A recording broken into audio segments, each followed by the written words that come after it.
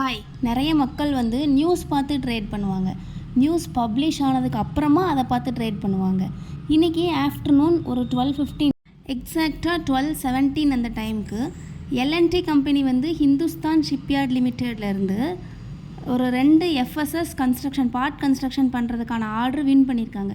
இது வந்து ஆப்வியஸாக எல்என்டிக்கு வந்து ஒரு குட் நியூஸ். இந்த நியூஸ் பார்த்து ட்ரேட் பண்ணும்போது நீங்கள் 12:17க்கு மார்க்கெட் வந்து ஹையில் தான் போகும் அப்படின்னு நினச்சி 367880 அந்த ரேஞ்சில் ட்ரேட் எடுத்திருப்பீங்க.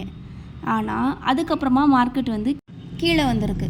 ஆனால் நம்ம டேட்டா பார்த்து ட்ரேட் பண்ணும்போது காலையில் நம்மளோட டேட்டா வந்து 3680 நம்மளோட ஃபஸ்ட்டு டார்கெட்டாக இருக்குது. 3650 ஓப்பன் ஆகிருக்கு. 3680 ஃபஸ்ட் டார்கெட் ஹிட் ஆகிருக்கு.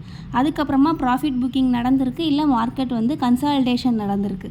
நியூஸ் பார்த்ததுக்கப்புறம் ட்ரேட் எடுத்திருந்தீங்கன்னா லாஸஸ் நடந்திருக்க வாய்ப்பு இருக்குது.